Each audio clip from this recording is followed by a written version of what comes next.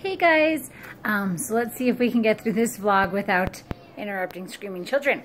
Anyway, so this week we're talking a little bit more about fitness, nutrition, and kind of where that all should come into play in your life. So as you all know, pretty much when I started my journey, or maybe some of you don't know, as I started my journey, I knew that nutrition and exercise was important. So I did that from right off the bat. I knew that from taking nutrition classes in school and from kind of doing my own research. So I already knew that, which is very helpful to me. So, you know, when I came to work out with Gabe or do his beast workouts online, is how I first started with him. It wasn't shocking that we tracked food as well as did workouts as well as did cardio, so did all three. So as Gabe has probably talked about in his hosting, or will talk about in his vlog, is that all three are equally important.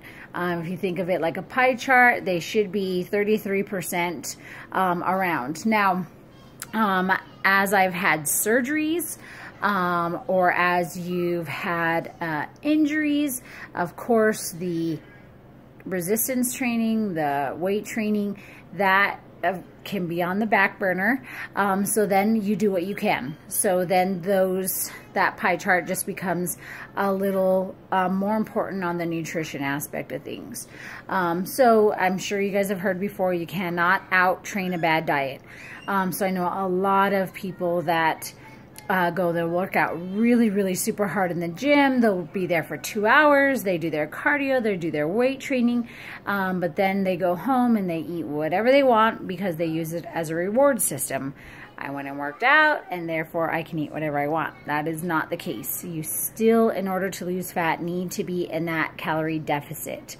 So that's why we say, or I absolutely don't even guesstimate calories burned. So for example, in my FitnessPal, I do not put in that I was on the treadmill for 40 minutes because it'll guesstimate that you burned 500 calories. And then what my FitnessPal does is it'll adjust how much you can therefore eat for the day so that you can kind of eat those calories back. No. You can do that, but that 500 calories is a really big guesstimate. It doesn't take into consideration your height, your weight, if you were, you know, reading a magazine while you were working, or if you were going at 50 miles an hour. It doesn't take any of that into consideration. It's just giving you some crazy number. Now, I wear a fitness watch. I also have a heart rate monitor that I'm going to start using. Those are definitely more accurate, but they are still not precise on telling you exactly how many calories you burned. So for example, let's just say it says you burned 500 calories on your MyFitnessPal.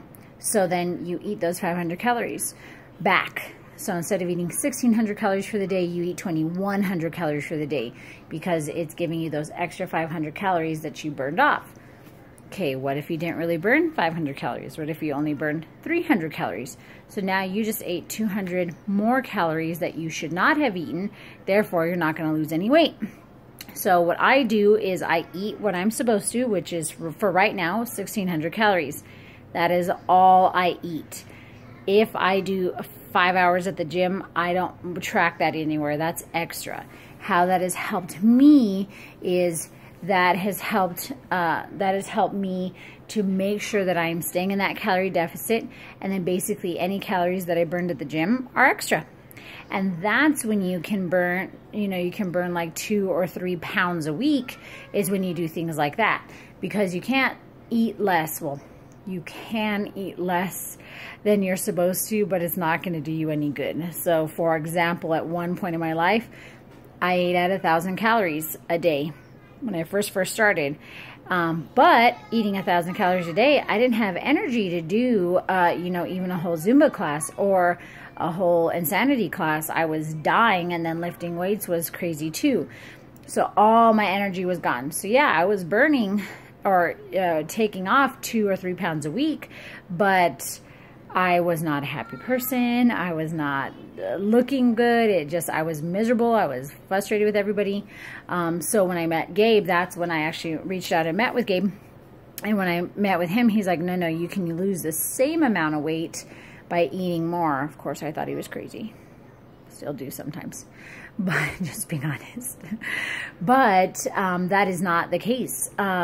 Basically, I think he had me eat at like 1,500 calories, and lo and behold, now I had energy to finish my workouts, and I was still losing 2 to 3 pounds a week, and I was now feeling better and feeling happier. And then, of course, by getting more protein in, I felt fuller and things like that. So you always have to have, you know, the trifecta is what we'll call it: the nutrition, the exercise, and well, weight training and cardio. And the reason I say that that's important is because I'm sure you guys have seen some of these people. I think they're fantastic, that have lost so much weight on YouTube and things like that. But if you find out what they did is they had the gastric bypass, which, hey, you want to do that, I'm not knocking you at all. That's great.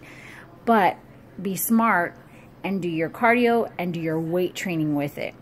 And the reason that is because as you lose weight, if you're doing your weight training, you're going to grow your muscles so that you're not going to have as much excess skin. Now, you guys all know that I had to have my skin removed from my stomach because it was not going anywhere. That is probably still going to happen if you have a good 100 to 200 pounds to lose. I mean, there's no way around it. However, my arms, as you can see, they're not that bad because I was able to build muscle as I was losing weight. So what I have seen a lot of people do is they'll get, you know, the gastric bypass and they'll become cardio bunnies. And they do go 2 hours on the, you know, on the treadmill every day, and they lose all that weight, and then they have all this excess skin, and then they try and add weightlifting in. And sometimes it can help, but it's a lot harder if you add it at the end of your journey like that instead of adding it right at the beginning. So it'll just minimize the amount of loose skin that you'll have. Some people are going to have more than others. That's a genetic thing. That depends on how long you've been overweight. You know, it's all dependent on your collagen, elasticity. I mean, there's so much that can go into who has loose skin and who doesn't. Is it fair? Is it not? No, of course not, but that's just life. I am much happier now, even when I had the loose skin, than when I was overweight, right? So you got to think of it that way. So they're all important. But like I said, when you have an injury, you have surgery, you are on, you know, you are dealing with family things, you can't make it to the gym, then your nutrition has to be on point. So nutrition is going to be the most important in times when you can't get to the gym. But when you can go to the gym and you can do everything, then all three need to be done. Cardio for your heart, and of course for fat loss. Your weight training for your muscles and fat loss. And then your nutrition for just your fat loss, your eating healthy, getting all your nutrients, growing muscle, everything. So that's what I have to say. I'll know it was a lot of talk. Sorry, guys. But I just wanted to give you that information, and I will talk to you guys soon. Have a great week.